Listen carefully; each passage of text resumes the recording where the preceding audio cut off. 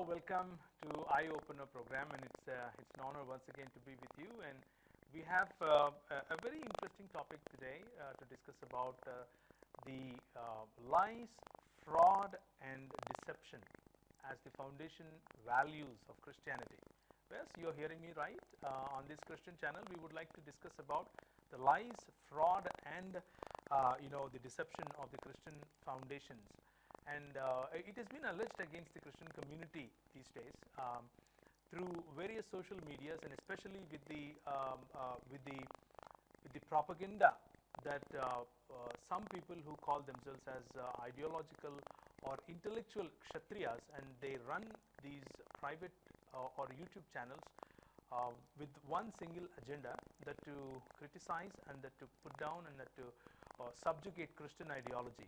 And with this idea or with this ideology, with this agenda, their entire crew is trying to analyze the Christian scholars, trying to critique the Christian ideology, and also trying to bring down the propositions that the Christian scholars have been trying to say, write, and preach, teach, and profess. So with that signature practice of Christian founders, and it continues today. Even today, they say that wearing a tuxedo doesn't mean that you are true. Wearing a tuxedo, you still lie, and wearing a tuxedo, you still try to deceive people. And these are the allegations that the Christian these intellectual Kshatriyas are bringing against the Christian community, especially the Christian teachers, preachers, and especially their focus has been about the international renowned scholars of the Christian world as well. So with that, I would like to introduce you to a very special person with whom we have contacted about few years ago, probably 4 years ago, I think in 2016 or 17. We tried to contact him. His name is Rajiv Malhotra, one of our panelists today. He will talk more about that invitation. Rajiv Malhotra was invited by us to have a dialogue, to have a meaningful discussion with us in terms of why these hurls, why these insults, and why these baseless arguments and baseless allegations against the Christian community. Is it really true that the Christian community and the leaders of the Christian community are trying to convert people by propagating lies and by deceiving people, etc., etc.? But we still are not able to get a proper response from such bold intellectual Kshatriyas of Hindutva. So anyways, this Hindutva ideology has been trying to focus on the Christian leaders.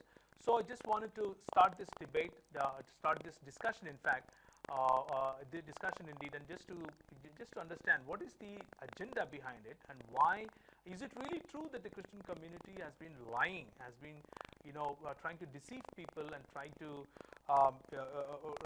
plagiarize even their own gospels, try to plagiarize even those scholars, basically steal from others literature and try to say that this is our literature. So we will be discussing in those lines. To start with, let me introduce all the panelists that we have. For the first time on the Rakshana television, we have Mamta. She is a research scholar, studying in Trinity Chicago, and Brother Sai, you all know. Sai is also a research scholar from Trinity. Akbar is pursuing his PhD, and also Naren is also with us. All of you, I'm really happy to welcome all of you. Thank you, sir. Right. Thank you. Sure. Thank you. So with that note, let me go to Narendra Singh Sahu first. Narendra, I tried to introduce a little bit about Rajiv Malhotra and gave a very small understanding, a very little understanding of what we did in 2016. Would you like to share a little bit more about your experiences with Rajiv Malhotra, how we invited and how we evade the entire discussion? Maybe just for the sake of our audience to know what kind of person or what kind of organization are we inviting for a discussion. Actually, as well as me, Praveen, thank you for inviting me to be on the show. And Rajiv Malhotra, we were in touch with him since 2017. It's been 3 years now, and he writes all these books, Breaking India, and so many other videos that he releases. And of course, there is never any evidence presented.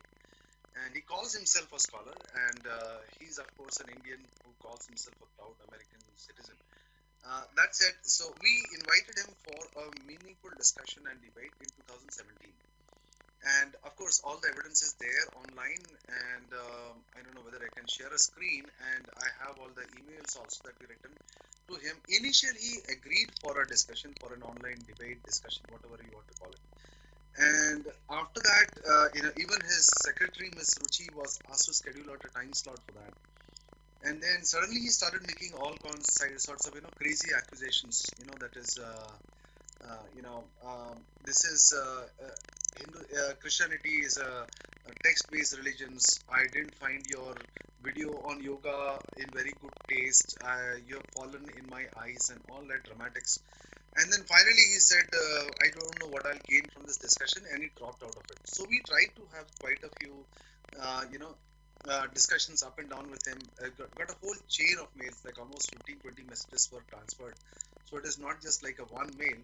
And then suddenly he absconded from the debate and he stopped responding to all messages. So that has been our tryst with Mr. Malhotra, and he continuously keeps writing books. He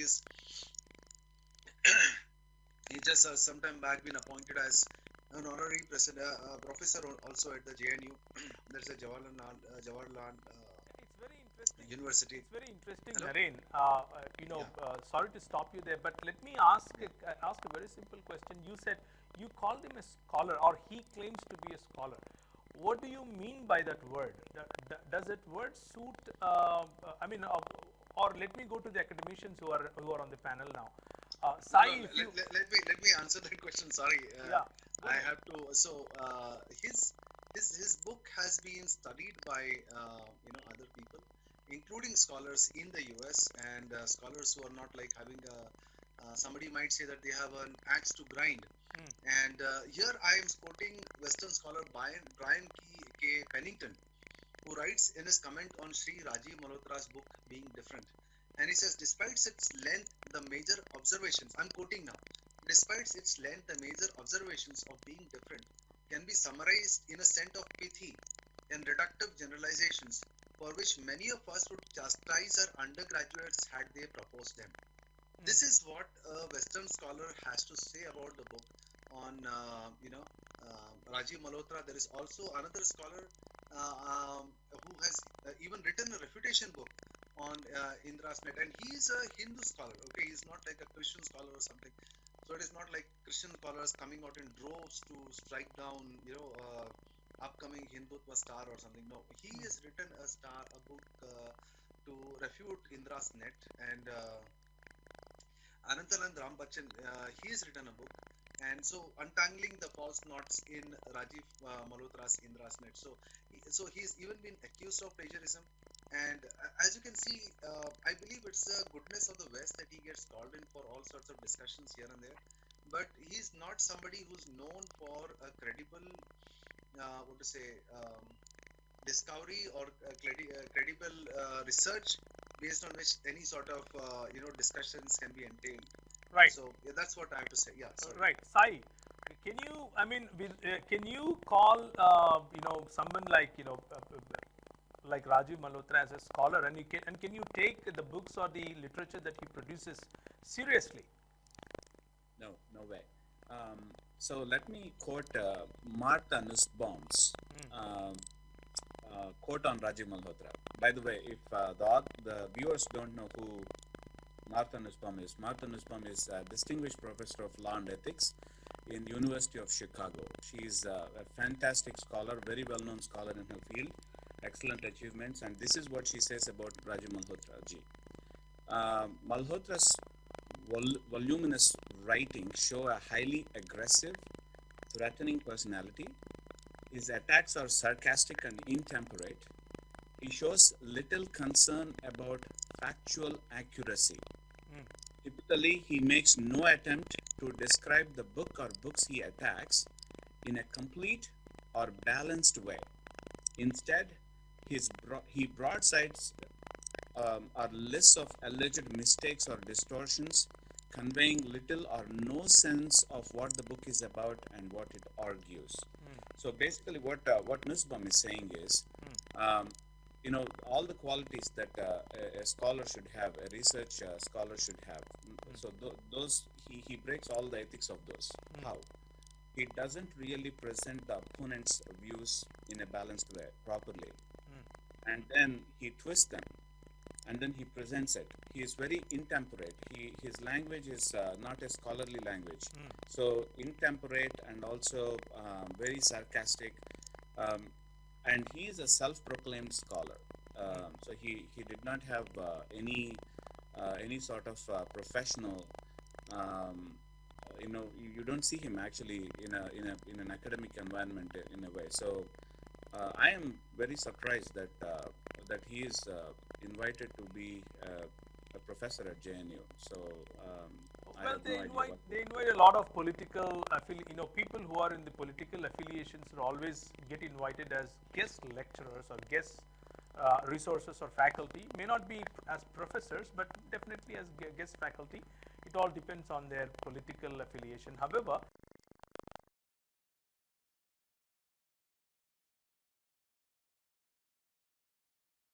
particularly a person called Rajiv Malhotra ji. Shri Rajiv Malhotra ji might be, if we can leave him aside a little bit for a couple of minutes.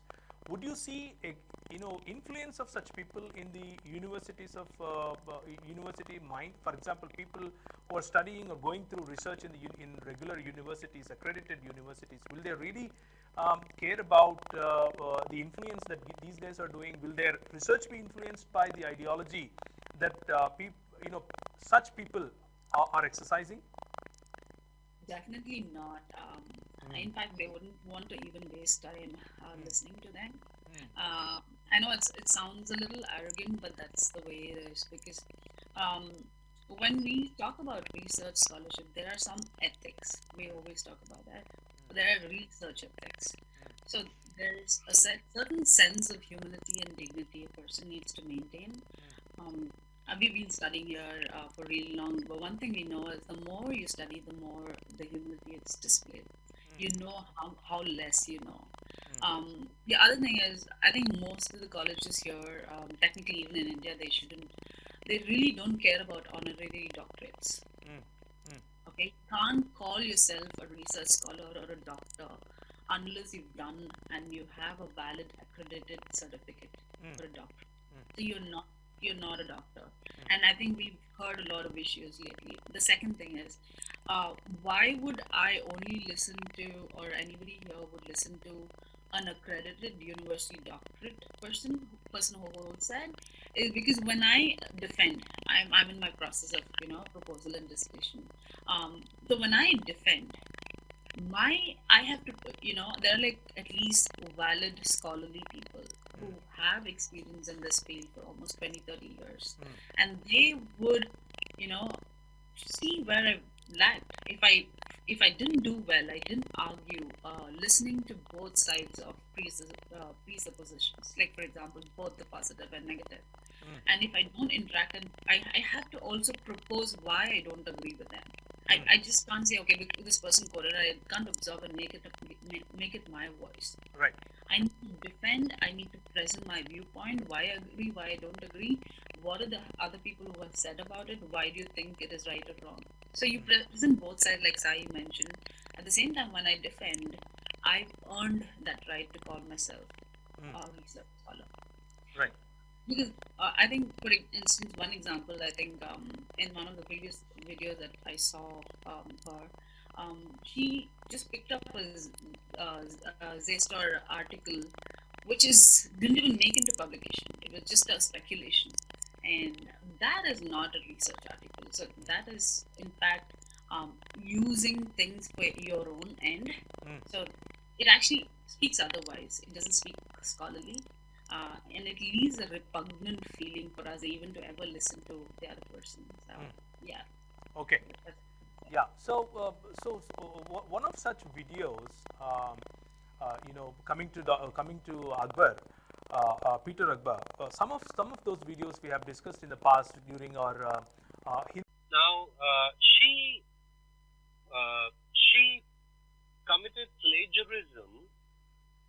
time, as in she was taking whole paragraphs from other people and making them her own words and adding and repairing some of the words and then saying it as though those are her words. For example, in one video, I saw a person quoting the lying pen of scribes by A.J. Drodge, and then I don't know whether I can share those clippings, but you can go ahead and share those clippings if you have if you have it handy. I have, but I think I need to. The host need to allow me. Yeah, I'll ask the technical team to give you the host permissions. Anyways, in the meantime, I want to talk about her, this particular person. If at all you want to come up with a criticism, if you want to criticize Christianity, that's fine with the Christian scholars, but do it properly, academically. Yeah. Not just that you throw certain statements into the air and then you just run away. Yeah. Do you have stand over there? I guess you should have the host, access now. Is it? No, it says host disabled participant screen sharing. Okay. I don't have it. Okay. So, yeah, continue. What I'm trying to say is that this is not a new thing where Christianity is under attack. This is not a new thing. It's right from the conception of Christian faith. People have been criticizing, and there's nothing new about it. And we stood our ground and responded to all sorts of criticism, and the Christian scholars are willing to respond even now. But the thing is that if you want to attack, do it properly, academically. See to it that these criticisms are your own criticisms, not just you pick up paragraphs and statements from other people and quote them as though those are your statements. This doesn't show. This shows that how low they can stoop to in an attempt to throw the dirt on somebody else. But the thing is that the dirt fell on them instead. I think they made my other one co-host. Instead, I want. So there are two accounts on your name now. So on the second account, you want the host permission, right? Yes. Anyways, yeah. So let's continue discussing that's the on point. that. Yeah. If at all I have, I would like to show those clippings and then also quote from where that person selected this paragraph, and the height of it is that I do get invitations from literature department of philosophy department here in Mumbai, University of Mumbai, and they do ask me to talk on plagiarism, talk on critical thinking and rational thinking. You know, this whole video gave me sufficient data to teach the people how not to do plagiarism. Okay. Can you imagine? She provided a lifetime, examples that I can clearly give to my students.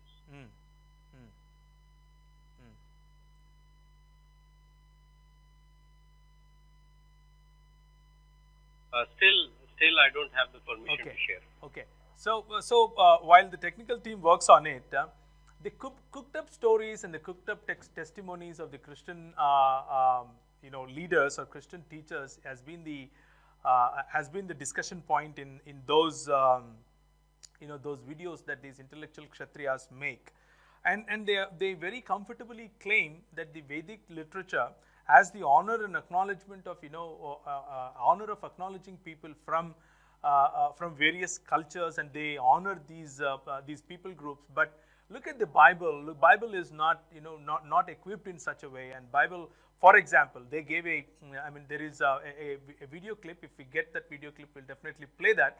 But there is a video clip that talks about Phoenicians in the Indian subcontinent. There were Phoenicians, and now they left India. They were in the Rigvedic period, and they left India. Now they, at the time of Moses, or at the time of the Middle Eastern settlement of Israelites, they lived there. But Bible doesn't even mention about them. That is the claim that these so-called desk scholars, as as somebody rightly commented, to the level of undergraduate studies, they claimed such things on their videos. So Sai, coming back to you, since you major, or since you're studying ancient Near Eastern languages and archaeology, and also you understand what we are talking about, would you like to discuss a little bit about that? Do you really, I mean, is it true that the Bible doesn't even mention about Phoenicians? Is it true that the Vedic literature talks about Phoenicians, and Bible doesn't even acknowledge their presence? This is the whole thing actually is laughable, scholarly speaking. Okay. So there are so many tall claims actually made in that particular video. So one of the claims is that Vedic literature mentions their ethnic name, or their race, or their ethnicity, like these are Panis, but Bible does not even know that these are Panis or Phoenicians. First of all, she equated Panis and Phoenicians based on one article that was published actually in the early 20th century, and that article was severely criticized and reviewed, but she did not read the review articles on those things, because um, you know it is totally based upon, that article is based upon, the author of that article found some scribblings somewhere, and then he thought that actually the scribblings found in other region, both of them actually are same. So there's so much criticism, there's so much of review on that particular article. But even let's listen actually from from the author of the article itself about what he proposes, what he thinks about what he is proposing. Okay. um, so he says that he does not he is not really making a statement there. He does not know, and he is not completely sure about it, and he wants others to come and then research in that area. This is what the author is saying here on that particular thing. Okay, so now coming to the matter of Phoenicians, um, from the ancient Near Eastern point of view, brother Praveen, Yeah, yeah. my thing is, when Miss Esther talks about the geography of ancient Near Eastern world, I feel that actually she should learn a little bit. She should research. She should know what she's talking about, because she does not know the distinction between Syria and Assyria. Both are two different entities. Right, right. So multiple times in her video, she says Syria and Assyria, and then she does not know whether Ugarit is in Lebanon or Syria.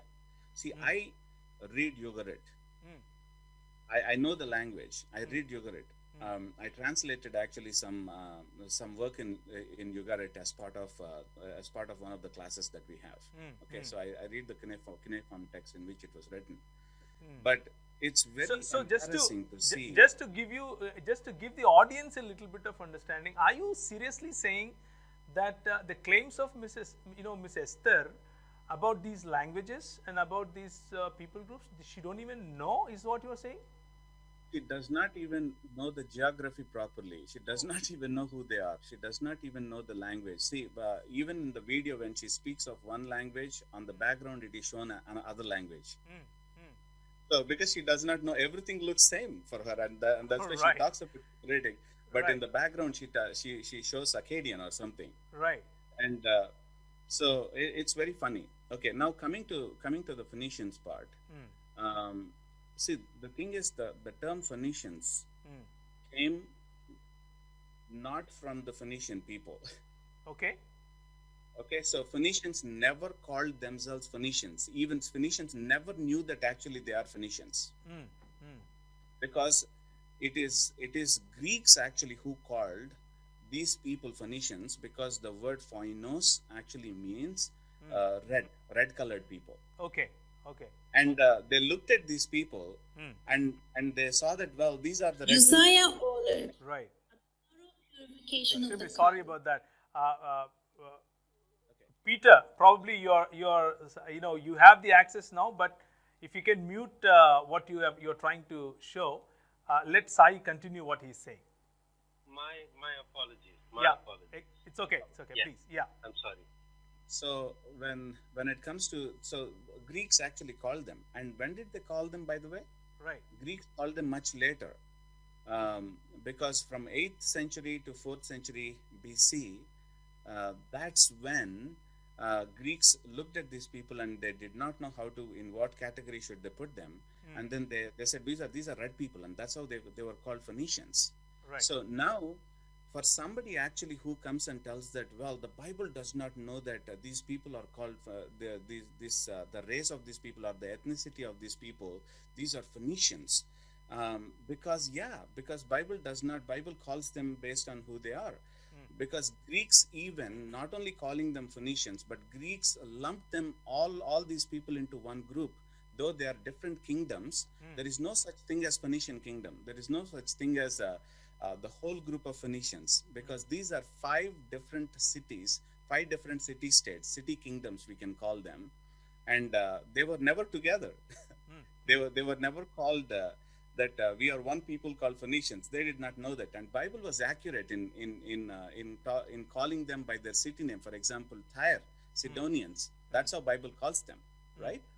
So, and it's very laughable to claim to see somebody not only making a correlation there with the Vedic, because in the Vedic literature, Panis are actually our ethnic group, but Phoenicians, Greeks did not call them as ethnic group. They just said that these are red guys. We don't know how to categorize them. All of them look red to us, and then they are red people. Right. That's what Greeks called. Right. Let me go to Mamta. Before I go to Mamta about the Vedic people group called Funny, let me go back to Akbar and let him finish what he started about the plagiarism, and he wanted to show some evidences that he found that actually people who produced that video actually fell into their own trap. Yeah, would you please continue, Akbar, and I'll come back to you, Mamta. Yes. So I have a couple of accounts now to share with. Why, whether it is Rahul, what is his name, Rajiv Malhotra, or since we have already taken the name Esther Dhanraj, or whoever it is, right? Few days back, there was a short video.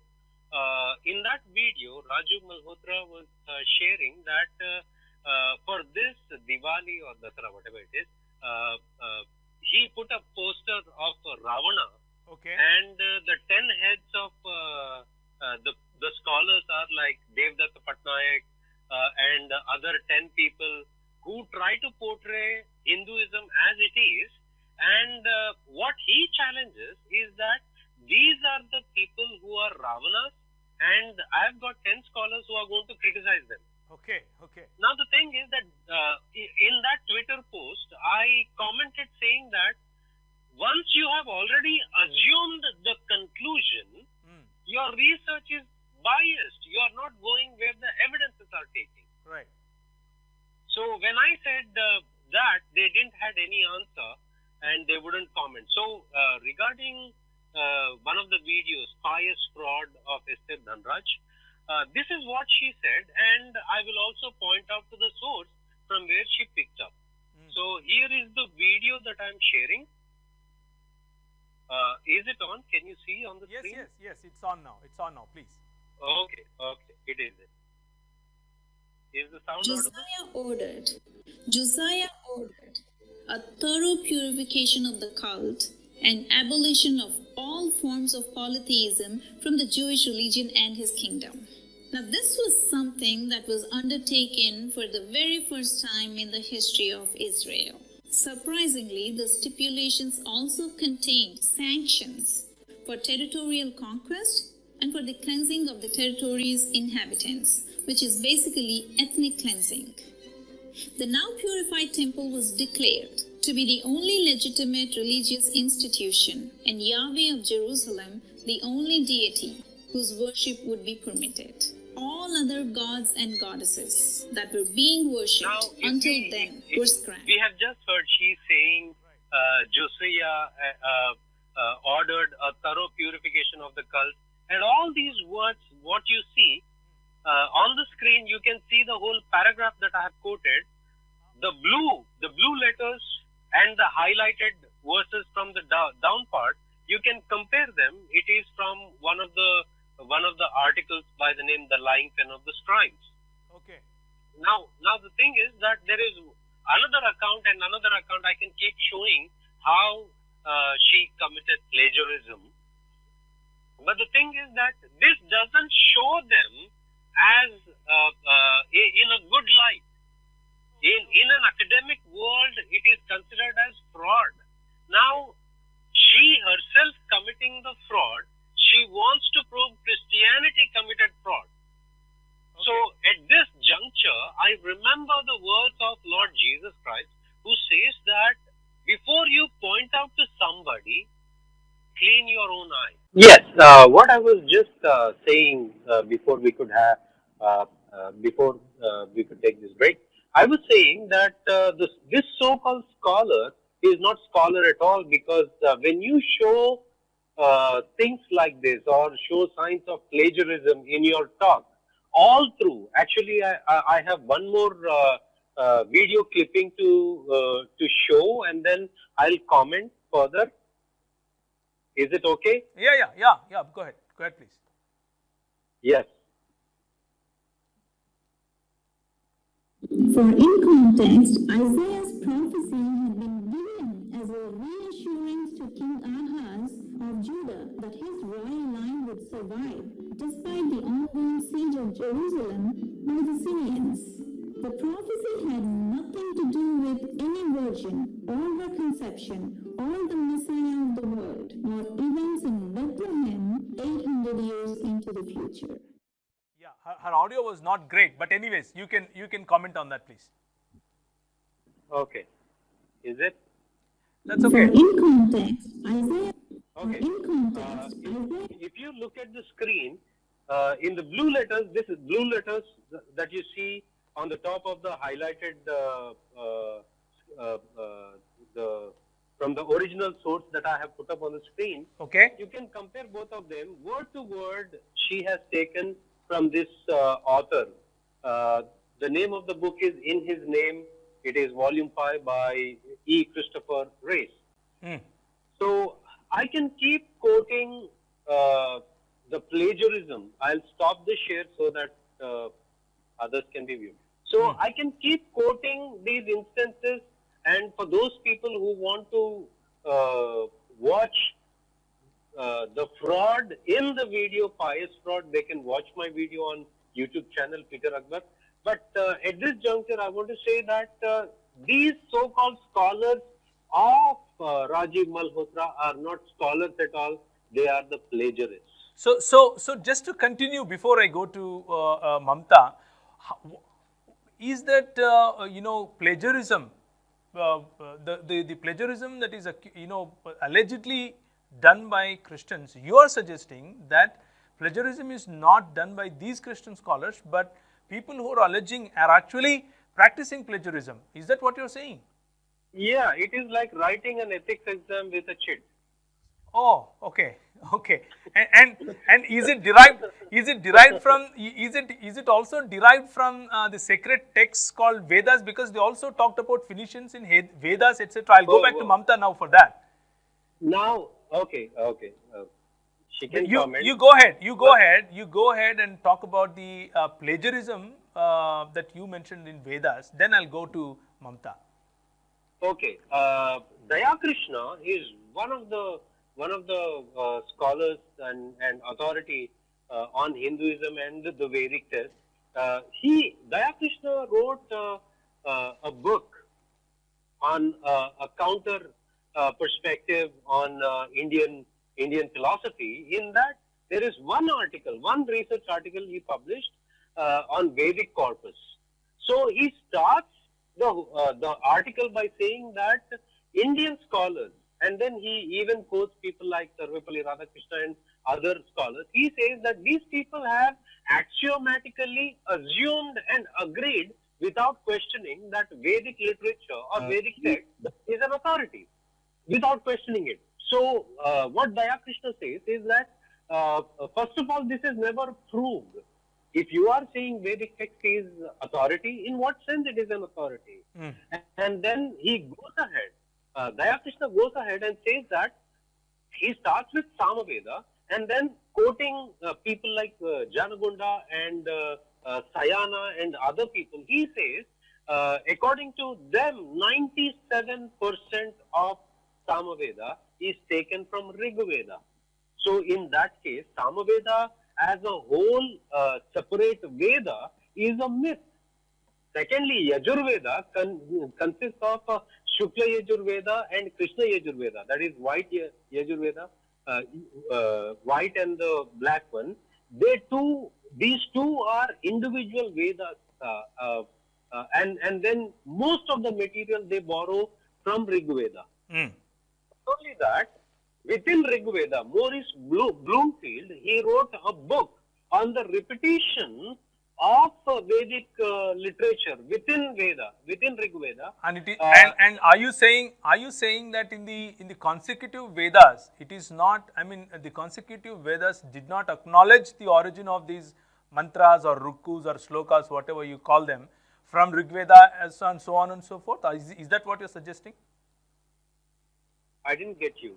Can you repeat it? So, are you saying that the consecutive Vedas like Yajurveda and Samaveda, they are not acknowledging that the source of the mantras or rukus that they are writing are from Rig Veda?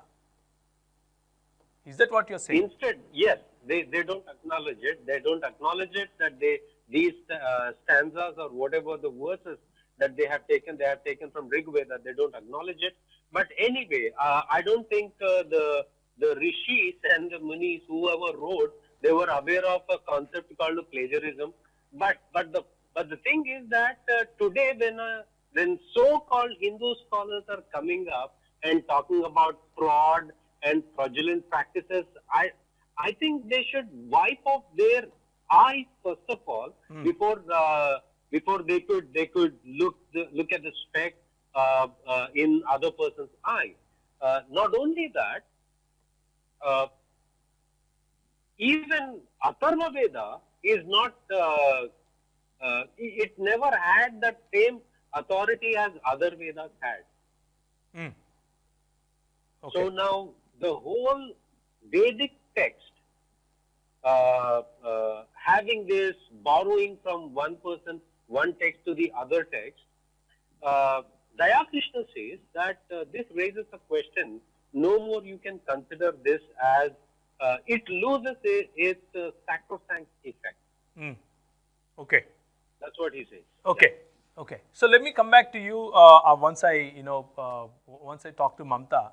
Mamta, since you're studying the way you're, again, I'm assuming probably if you can let us know what you're studying. But I think since Sai is also studying ancient Near Eastern languages and they are into religious studies, basically the texts of the ancient India also.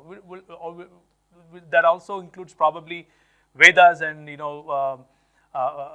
the information written inside of that.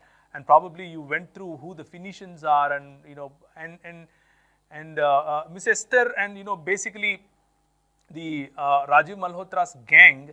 They propose that Phoenicians are from India. They left India and went to Middle East. Is it really correct? Is it can we rely on that information? Definitely not. Again, I wish I had a different answer.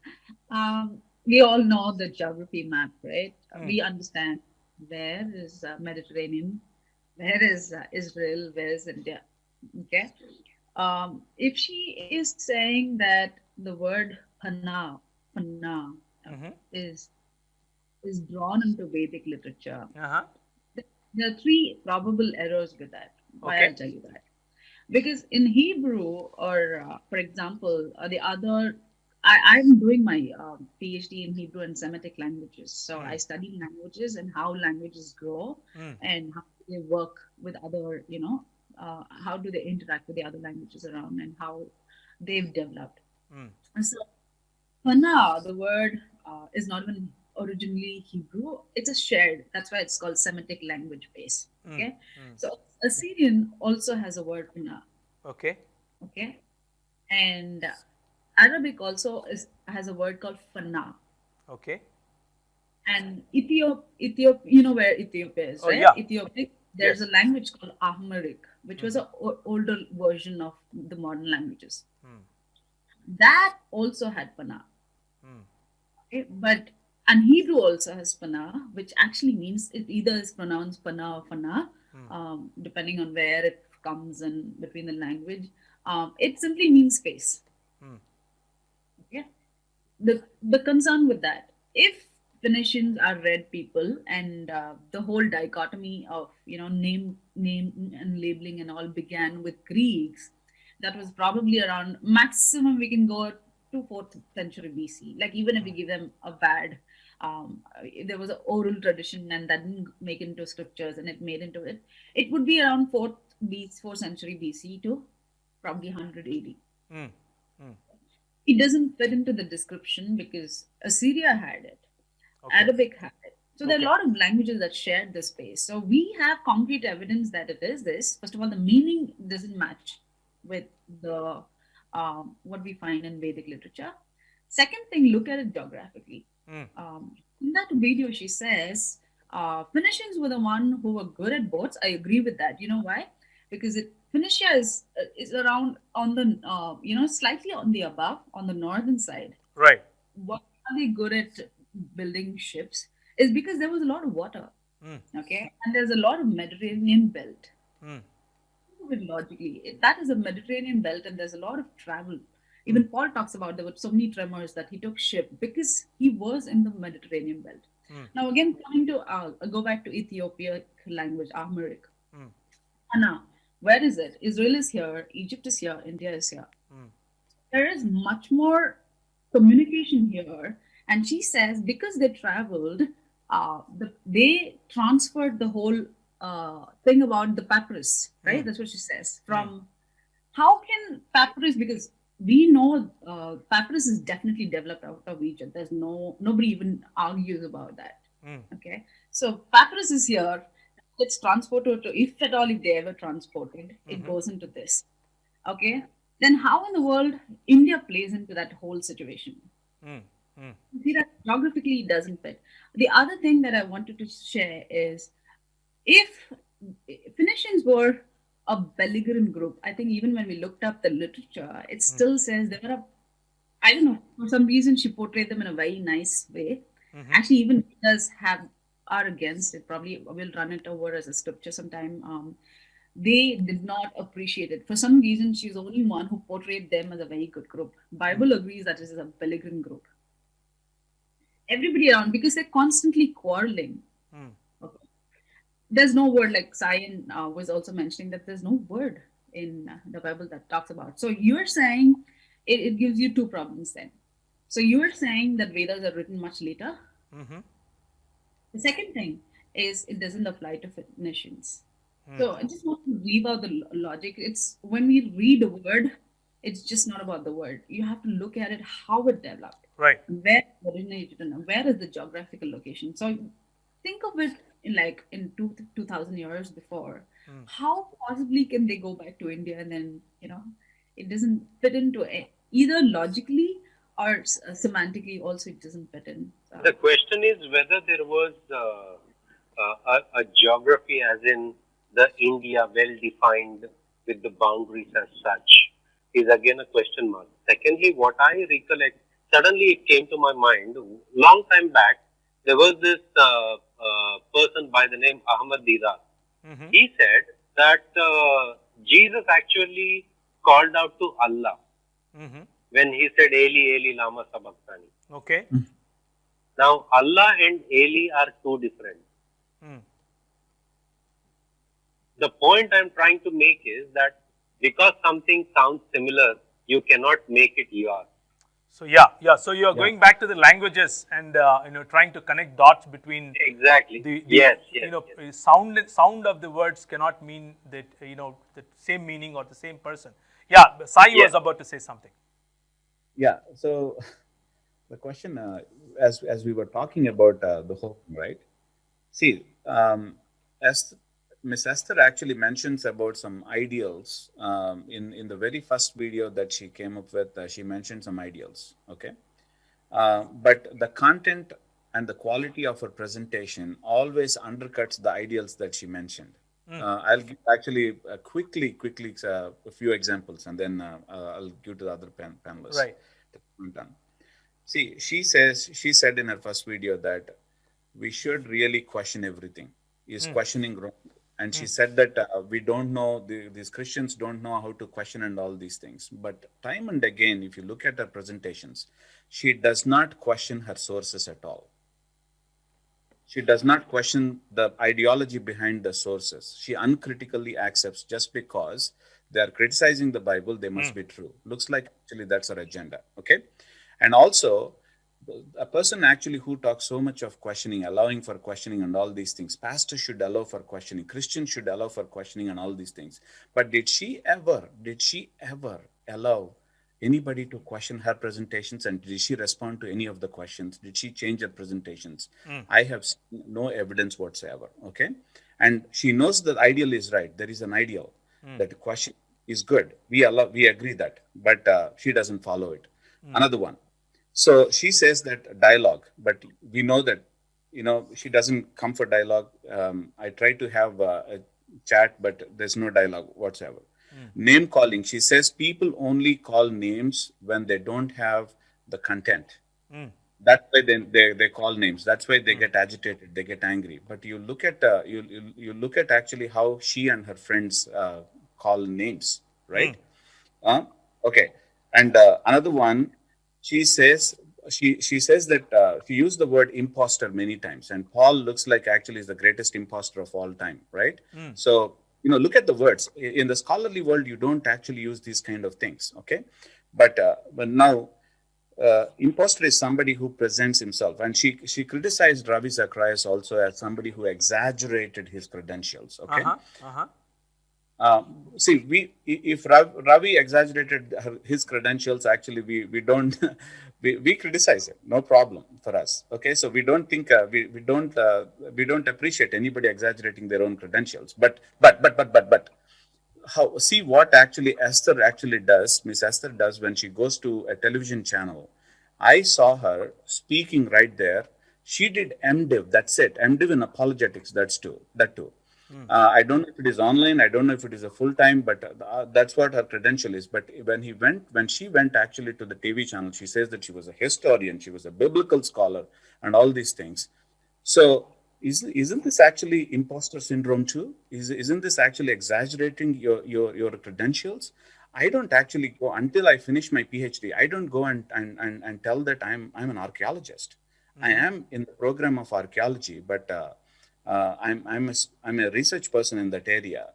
Um, and only after I successfully defend my PhD thesis can I claim that actually I'm an archaeologist or I'm a scholar in that area.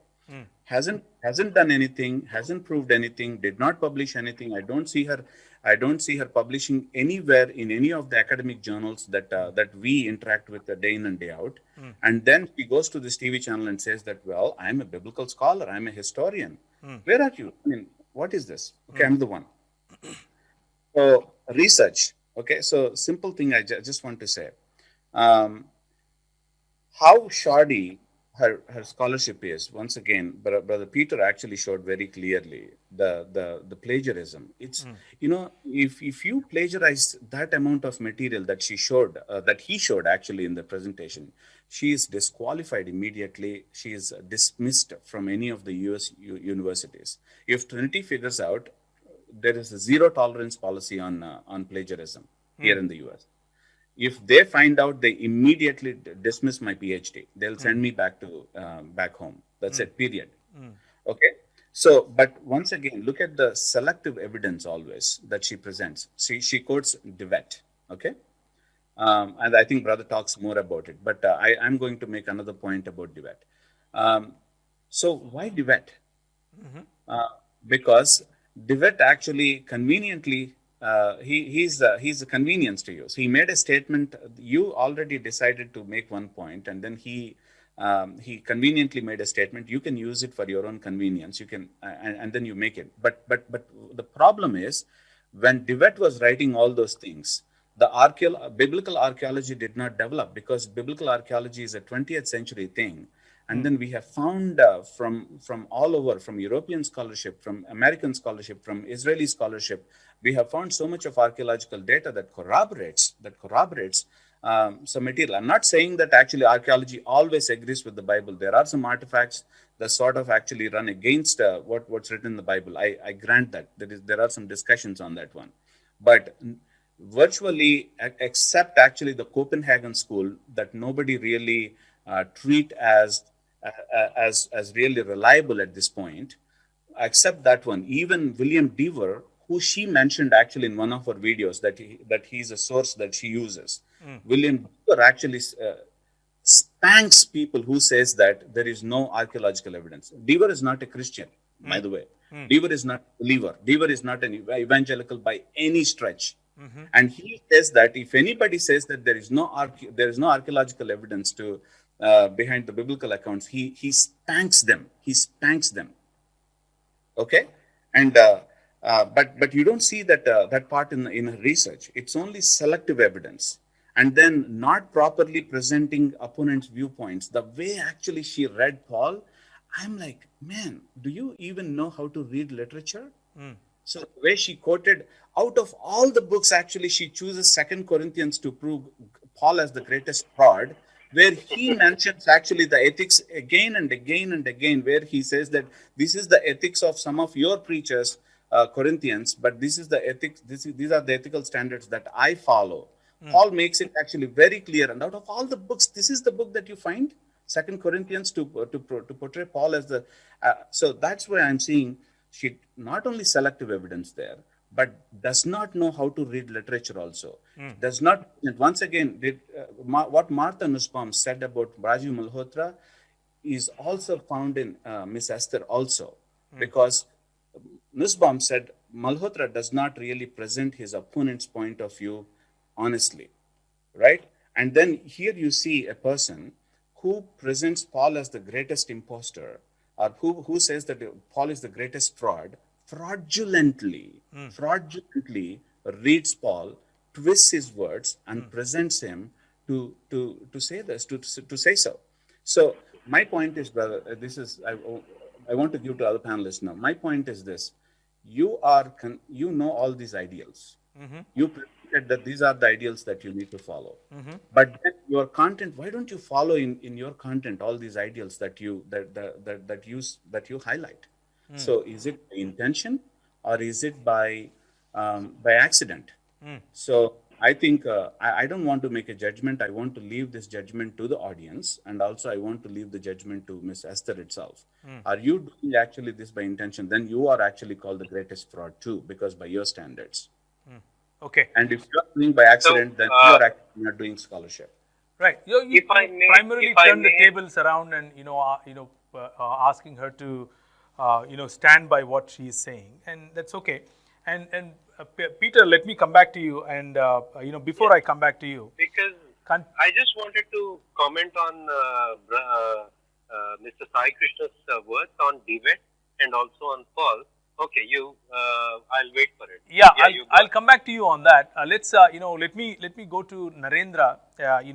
He's been I've been probably you all have been probably following the latest trend in India, and using the latest trend in India, somebody especially the the intellectual Kshatriyas are taking this as an opportunity and trying to portray that continuing the fraudulent practices of these desert religions. Basically, the desert religions are Christianity and Islam. So they started another trend, or they started also saying that it is all part of this culture to groom to groom ladies, to groom girls, and their fraudulent practices are not limited to the literature, limited to the academic practices, but also it extends to the society, especially in grooming girls, especially in in terms of especially like even a couple of days ago, NDTV ran a series of programs on love jihad. And they the tweets and the kind of intellectual Kshatriya kind of wars are primarily focusing on the desert religions, which are both Islam and Christianity, just calling out them and saying that this is the culture that you guys have produced. This is the culture that the Bible teaches, because Quran actually originates from Bible, and because Quran originates from Bible, and you guys are of the same religion. So the religious texts of Bible, Quran, and Vedas, if you can put all of them together and see, do you agree, Narendra, that grooming of the girls is part and parcel of the culture that Bible is promoting? You're on mute. You're on mute. Yeah, you're on mute, brother. Oh, sorry. Okay, I said I didn't know where to start. You made too many fallacies in the statements you made. Okay, let me just pick on one by one, whatever I can remember, that is. Okay, first of all, this is again, I know this is not you, it is just what we hear in pop media. It is basically, painting with a white brush, as it is called. And, saying that Quran originated from the Bible in itself, a huge fallacy. And there are too much content that even Sakshi has put up on. There is absolutely no connection between the Quran and the Bible. Of course, Muhammad did pick up a few things here and there. But we can say that Christianity originated from from the Old Testament, from the Jewish background. Fine. But then saying that as a natural progression, Quran is the next in line to the Bible, that is absolutely a huge error. There is absolutely nothing in common, even with regards to the God that is being worshipped, to the basic tenets of the faith, to even the base foundations of even the existential questions is answered in a totally different way. Even what is the concept of sin? What is the concept of salvation? Who is what? Even historical inaccuracies. There are just too many. There is too many to count. It is like somebody copies from one major answer sheet from a brilliant student, somebody copies, and then it is said that this copied this student who copied in a very odd manner is like a student of this brilliant student, is like a totally wrong criterion. And that said, with regards to the rights of women, actually the time is too less to elaborate on that, but okay. Yeah. Okay, so as far as sorry, you're saying? No, what I'm saying is, isn't there a connection between grooming of girls in the name of love jihad versus in the name of conversion? Okay, now as far as okay, I can get a bit theological in this perspective, but as far as I can say that for Islam, probably whether there is love jihad there or not, that's a different, it may apply to them. But as far as Christianity is concerned, it is all, if I look at from the faith perspective, it is all, from the chain of the heart perspective. And if I analyze from the theological requirements, because I come from a Hindu background, I have studied Islam, extensively before, taking up Christianity wholeheartedly. And I can say without a shadow of doubt that, Christianity is actually one of the most, or rather the most difficult religion to follow. So it is not just the... See, the allegation, Narendra, in Islam. Allegation, Narendra, is that this is what you say outside. That's why I'm trying to connect it with the fraudulent lie and, deception kind of religion the Christianity is. That's the allegation. And I want you to respond on that allegation. That, you say it outside, that, we are very tolerant with women, we take care of women, and women have got equal rights in religion, etc., etc. But that's not what it is when you get inside, and that is the primary allegation that these people who call themselves as the Xtians are trying to say. Okay, so what are you trying to say? People are, even in Christianity, girls and boys are married to become Christians. Oh, yeah. To increase the numbers. Is that what you're saying? Oh, yeah. Eat Okay, outside. I have. Okay. I heard so far about people giving a bag of rice to convert to Christianity, but now people being offered a groom. Now that's a new one. Okay. Now with regards to Christianity, it is if I equate it with regards to Islam, I can it can be taken as a possibility. The reason being, I can have up to 4 wives To at any add one point spice, of yeah. your wife was already a Christian, and then you are a Hindu, Sahu, who became a Christian because of your wife. See, this is love Okay. conversion. Okay. So Let me so this answer is him. love Let me. conversion. That's Sorry. This conversion, is a. brother. Okay, technically speaking, even my wife is a convert, and I say that first thing. Okay, she became a Christian before she met me, so you can't say that. Okay, she became a Christian after she met me. Okay. Now that said, now with regards to love jihad, I think the major problem, if I just look at it from the technical perspective, is that as far as Christianity is concerned, I'm supposed to be having across the Bible in the New Testament, whether Paul speaks or Christ speaks, I can have only one wife at a time, not at a time across my life. I don't have the privilege or rather the possibility of divorcing my wife and taking up a new one. So even if I do agree with the, if I even if I do agree to marry someone for the sake of conversion, it is limited to one at best. Now, with regards to Islam, I can have at any one point of time up to 4 wives, whom I can then maybe give talaq to one or two and then get married to two more. So across a lifetime, I have a huge possibility of a huge conversion.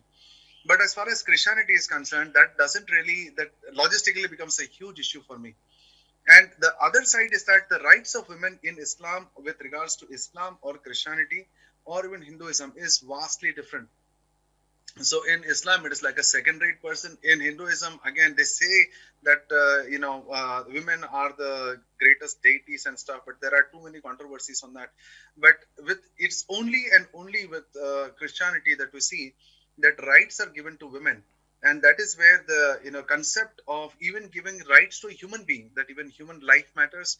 With that, even the life of a woman matters, came into place, and that's what I can say. I hope I made sense on that. Right. Yeah.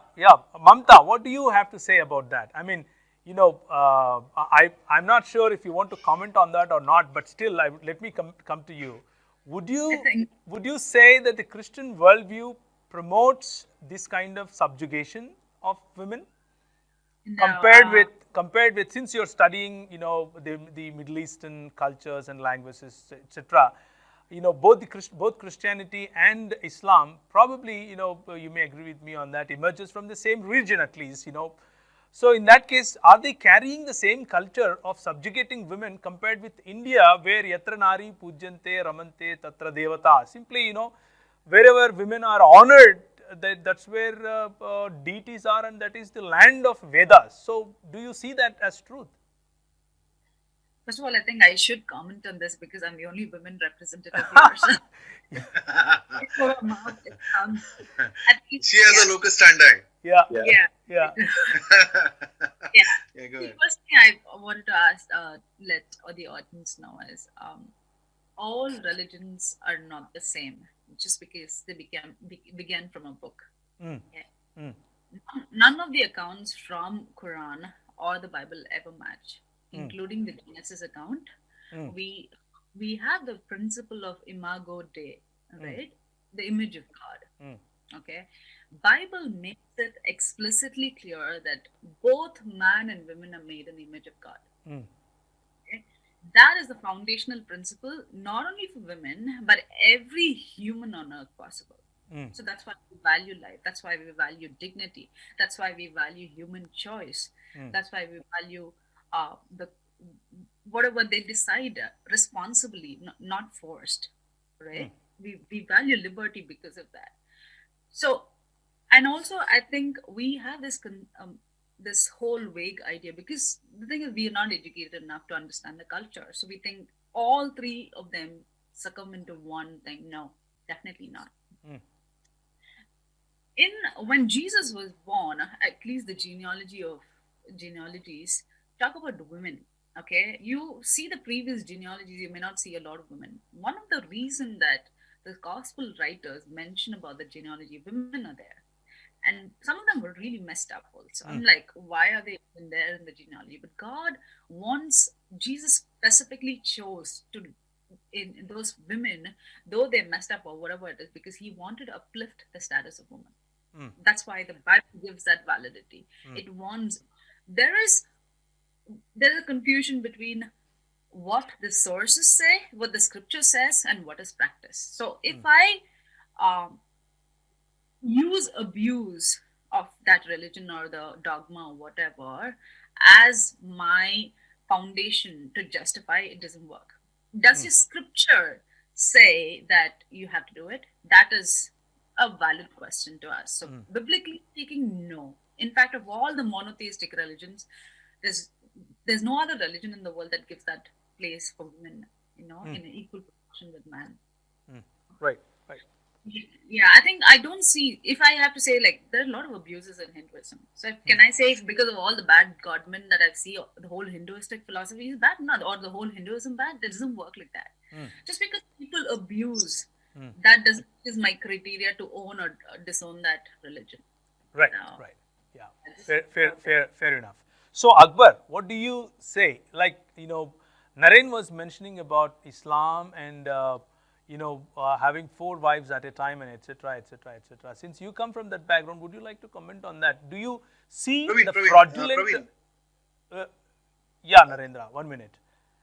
Yes, yeah. Yeah. So, do you see the fraudulent practice within the Christian community, just like love jihad, that people are claiming? I don't know whether it is true or not. Well, it might be true, and we will come to know. We will, argue about that when it is time. But does your community also promote something like that? Fraudulent representation of your leaders, fraudulent presentation of the message, fraudulent presentation of your systems and society and culture to attract young women, and just get married and convert them. Is it a practice in your religion, or can you compare that with the Quranic permission to get married to people and convert them into Islam? Number one, when we are talking about the comparison, Christianity and Islam, if you look at certain accounts where Apostle Paul clearly says, if there is an unbelieving husband who wants to stay, or unbelieving wife who want to stay with the couple, stay with the person, let them. If you remember the statements of Paul. So now, by your conduct, by a person's conduct, the other person may believe in Jesus Christ. Now here you see,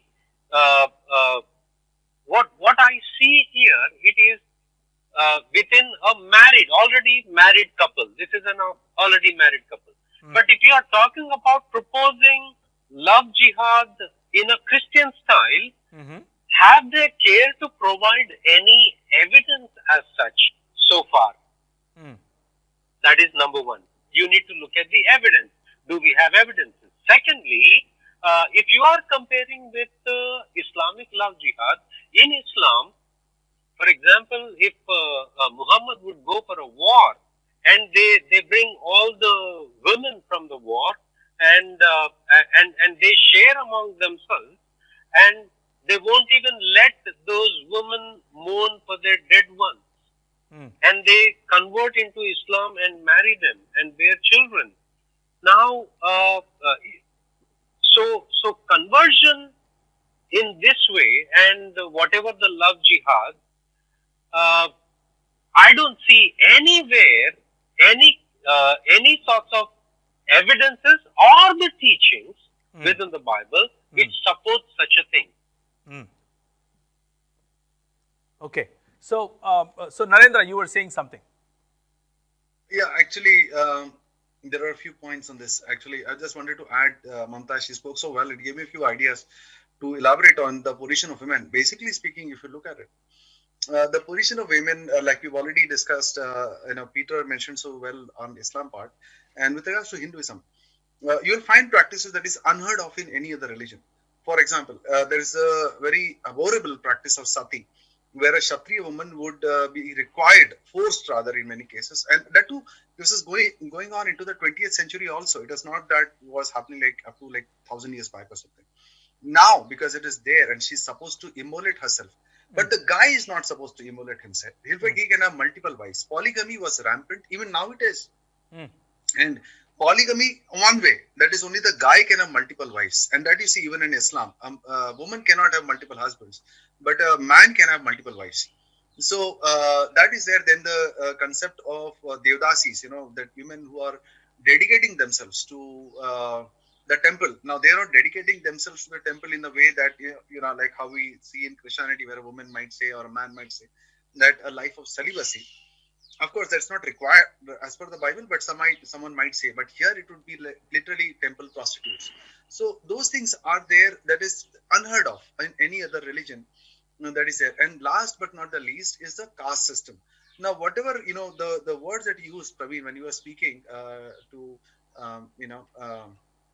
Mamta, with regards to the so-called golden age of women. Now, what about if we factor in the caste system? Now, that position that you mentioned was relevant to whom?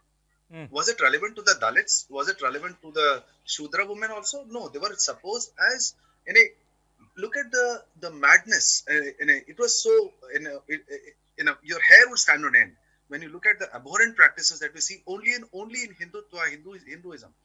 A man, if a Dalit person touches a high caste Brahmin, that person can get caned. He'll be tied and he'll be caned. Even now it happens in Orissa, in North India. It happens. Even now it happens.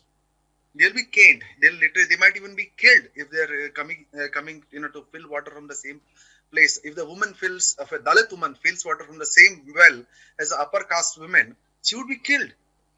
But that same upper caste guy can have sex with that woman with no problem. Can you believe that? If the woman touches you, you are become defiled, impure. But you can have sex with the woman, no problem. No questions asked. Literally in ancient India, not ancient India, just like a couple of 100 years back also, it's written by Dr. Baba Sahib Ambedkar, probably, the most intelligent guy in this country, one of the most intelligent, one of the foremost, proponents, of the democratic practices that our country has grown on. He says that if you read through his words, it was literally speaking for the lower caste women when they get married. The first night they are supposed to be spending with a Brahmin. Can you believe that? And the stunned look on everybody's faces, and just try imagining it. So are you trying to coin another word like love jihad for Hindutva forces? Is that what you're trying to do? I would say there is no love involved, because at least the Muslim men and the Christian men and women would at least get married. Here it is just one, a question of 1 or 2 nights. So there is absolutely no love involved. I would like to use a more derogatory term, but this being a respectable knowledge channel, and there are respectable people on the channel, I would refrain from using derogatory terms. So this was what we were talking about. So when these people, the so-called Kshatriyas, we should ask them what would happen to the women after they die. They would be asked to immolate. Had it not been for the missionaries, had it not been for the missionaries who would fight for them, who would get rid, people like Raja Ram Mohan Roy and all, who would get rid of it, and other, people like William Carey and all, who first started the war against Sati and all, your so-called intellectual Kshatriyas, assuming you don't have any, whose father have passed away, your mothers would have still been burning on a fire. That is something, had it not been for the Christian missionaries. So before you make such insinuations, before you take up such names, look at what it is, pointing towards. So, the list is endless. The list is endless. And we look at, the so-called, leaders of Hindutva and, peoples like Gavalkar and all, where they talk about, again, against all signs, they talk about, improving the gene pool. Can you believe that? Where higher caste men are asked to have sex, not get married, have sex with lower caste women so that the gene pool can be improved. Can you believe that? Yeah. I see what. And there are literally political parties running this country who believe, whose founders are these people who have given these teachings. So for these people, is I can't even quote what Peter said. That is, before the verse from the Holy Bible where he says that before you point at a speck in my eye, look at the log in your eye, because there is not even a speck to compare with the log that you have in your eye. I don't even have a speck to compare with. What are you talking about? Right. So this is basically more about chest thumping trifidalism that you see in Esther, especially, and you see that in Rajiv Malhotra. These people are sitting in the West, eating the fruits on the West, and in a shameless manner, then talking against the West and the Judeo-Christian values on which the country is built of the West. Try coming to India. Why don't they come to India and do all these things? They want to sit and enjoy. Would they be given the time of the day? Would these Christian academicians? I ask this day now. Would these Christian academician scholars, which is of the colleges where Rajiv Malhotra is called to speak against Christianity and against the West, would India reciprocate and call these Christian scholars to talk in their colleges? Okay. Absolutely no. And that is what Sai is speaking about.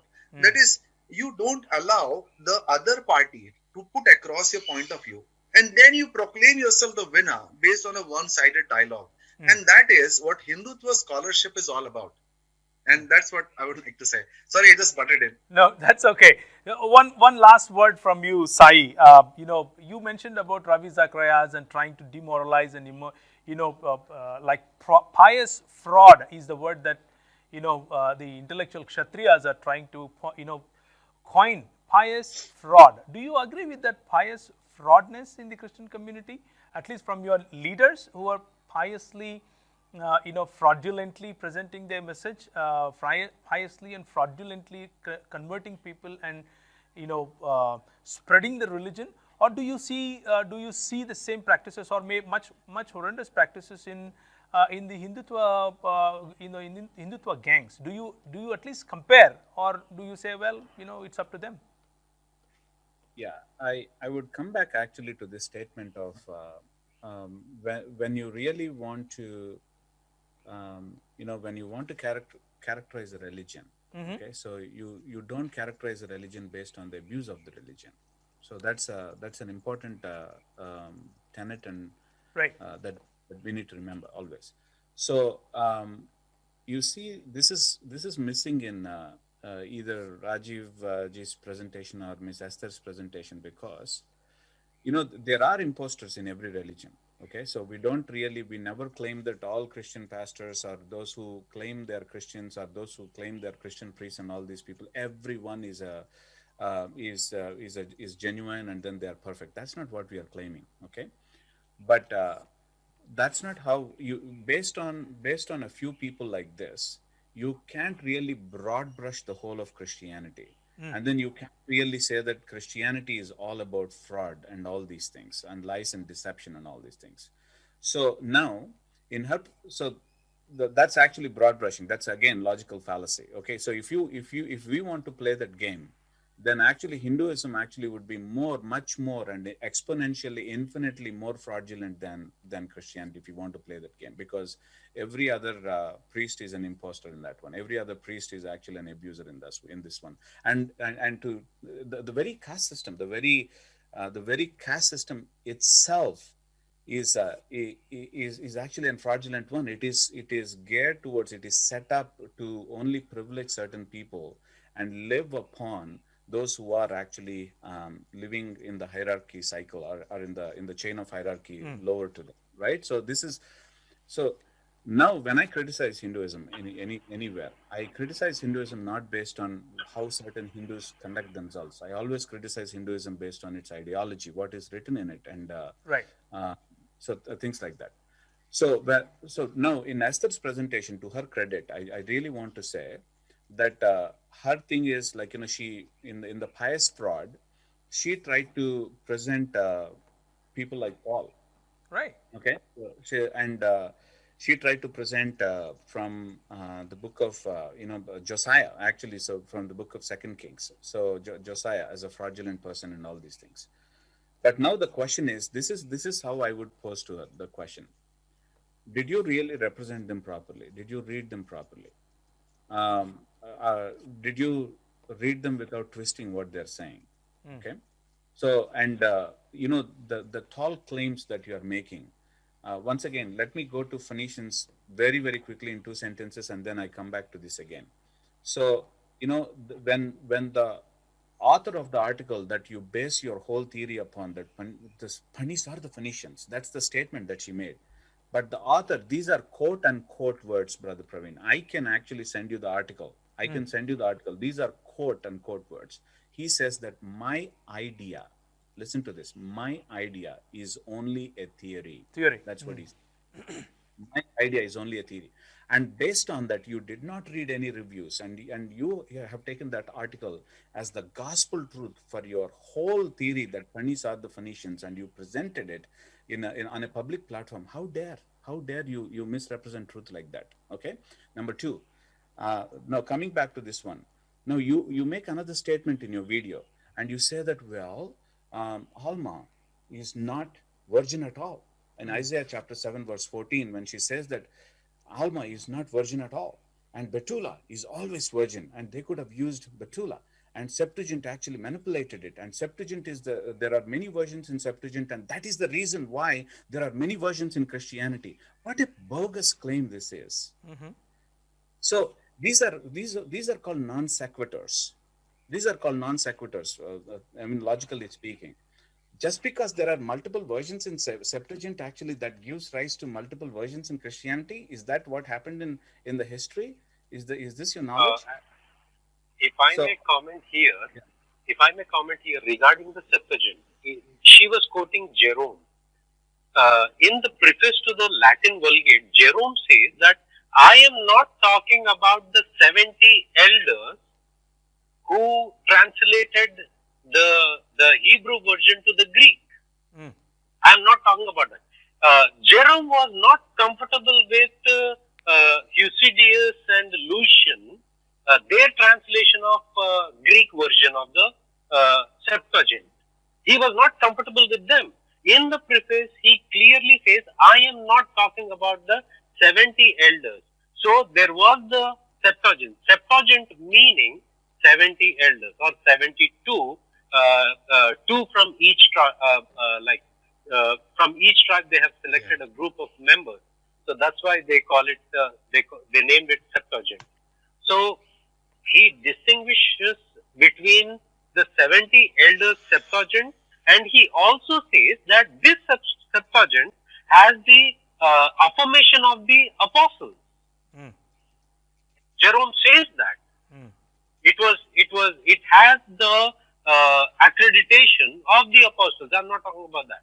So when you look at, just like Jerome undertook the project of revising the Latin Vulgate, Lucian and other person, they undertook the project of revising the Septuagint. So for him, he still had the source of the 70 elders. He had no problem with that. Not only this, coming to Dewitt's quotation, did Dewitt really say what she is claiming? Actually, I have the quote right in front of me. Even when you look at the video, the screen that appears, it is not Dewitt's quote over there. I am reading it from Dewitt's quotation. He says, we cannot know when and how this book came into the temple. Of course, it is possible that the priest Hilkiah had planted it. This opinion certainly has much at present. Long quote short, this is what he says. Still, I am far from willing to elevate this conjecture to certainty. These are the words of Dewitt. I am very far from elevating my conjecture to certainty. When the scholar says that he is not certain, how can you put that certainty in his mouth? Right. You are not representing a scholar correctly. Right. Sai. Yeah. Not only that, there is one more lie, if I am allowed. Right. She says that Tischendorf, he said that New Testament cannot be trusted. Actually, what he said was, this is the quote I am quoting, but that which I think more highly of than all these flattering distinctions is the fact that providence has given to our age, in which attacks on Christianity are so common, the Sinaitic Bible, which he found, which he discovered, the Sinaitic Bible to be to us a full and clear light as to what is the real text of God's word written, and to assist us in defending the truth by establishing its authentic form. These are the words of the scholar. How can you say that Tischendorf said that you cannot trust New Testament? When you look even into the video, she didn't quote the reference. The mark of a scholar is you give the reference on the page number when you are quoting somebody. Yeah, fair enough. Yeah, Sai garu. Yeah. See, the thing is, like, when we come to Septuagint also, even the original Septuagint work, it is not actually done in a room in a fixed amount of time. So the project actually has taken a couple of centuries. So few people involved in that one, and some books they try to be literal. I mean, they try to translate it, and some books actually they're only a dynamic or a paraphrasing sort of thing. The Septuagint. There's a good book actually written by Karen Jobs. So years ago we had to. By the way, I took a course on Septuagint in my masters when I was doing masters and Septuagint Greek and all these things. That's why I could. The thing is, like, some books really are a paraphrase. So for you to rely so much on Septuagint once again to claim that different versions of Christianity actually came because of different versions of Septuagint, that is actually historically it's a historical misrepresentation there. So okay, so now this is the point that I want to say, brother. So you alleged a lot of things, like you alleged lies, you alleged forgery, you alleged deception, and all these things. And yeah, these are the ideals. We don't want to uphold any of these vices. But then again, why did you uphold them? That's my question. Why did you uphold lies? Like, when you are quoting Tischendorf, for example. By the way, I know pronunciation, the way she pronounced is like, Tischendorf, she said. That's not how in German actually he is pronounced, but we all make pronunciation mistakes. When she read Hebrew, I think Mamta and I, we were just talking and laughing last night because her Hebrew reading was like, oh my goodness, it's not correct. So, the thing is, like, portraying yourself, this is the imposter syndrome. When you don't know something, yes, I don't know this thing. I'm quoting this person because this is what, when she talked about Jerome, or when she talked about Eusebius, you talked about Edward Gibbon. Why didn't you actually mention about J.B. Lightfoot's criticism on that? So, actually, I'm coming up with a video highlighting these things. Even Gibbon, what he exactly says when he talks about Eusebius. She takes the word gravest in a wrong sense. Yeah. So, so the point again, I'm going back to the word Betula and Alma, right? So Betula and Alma. Now you are making actually a statement there, saying that Betula was always used for virgin, and Alma was not used for virgin. But and she says that this what Septuagint actually has done fails the linguistic test, and what Christians claim about the prophecy about Jesus fails the linguistic test. But then if you put the same linguistic text to what she says, for example, and it's an utter flop. Here is the reason why. There is no fixed word in Hebrew for virgin. That's the fact. Okay. There is no fixed word.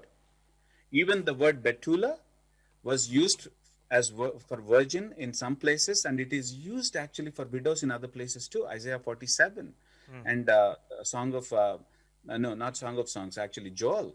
In the book of Joel, actually it is used actually for widows. We know that widows can be virgins, right? So, and the other thing is Alma is used almost many, in all the contexts actually it is used. Alma is used in a sexually neutral way. not to indicate whether that person actually had sexual relations or not, in a neutral way in some instances. In other instances, actually, it definitely means that the, the talking actually is about a young woman who is ripe for marriage. We are not talking about Las Vegas type of environment where people can have actually a live-in relationship or a sex before the marriage, which is, it was not common in the ancient world. You are doing chronological snobbery, as C.S. Lewis says, because you are trying to read modern culture into the ancient world and saying and trying to read that. Once again, linguistic text, please consult actually good Hebrew scholars before you make the comment. Yes, some online, you go to online and you try to see some Jewish blogs, actually anti-missionaries that we call them, and they really make this argument. You depend on the blogs. Yes, all these people actually bring up a lot of arguments like this, but I would say go to the scholarly literature. How different scholars actually, how Jewish rabbis in the past actually wrestled with this thing. How people like ancient Semitic scholars, for example, Michael Brown, who has a PhD in ancient Near Eastern languages and archaeology from New York University. So how people like this actually talk about verses like this. So you have to really you can't have shoddy scholarship like this and then go public and show yourself as somebody who has done tremendous amount of research and then uh, one after the other misrepresent the truth. That's a lie for me. That's a deception. That's a forgery. Thank you very much, gentlemen and the lady, for your valuable time very early in the morning for you, for both of you, Sai and Mamta, and also thank you for giving your time in the evening, both Akbar and Naren. So this is this is the discussion that we wanted to bring in front of you.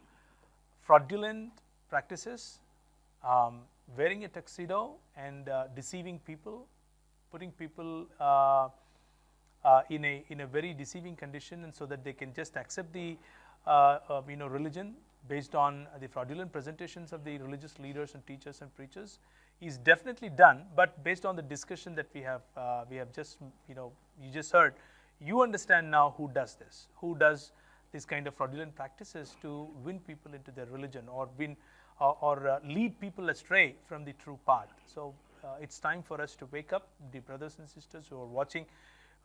Kindly keep us in your prayers, and next Sunday we'll meet with yet another topic. Thank you very much.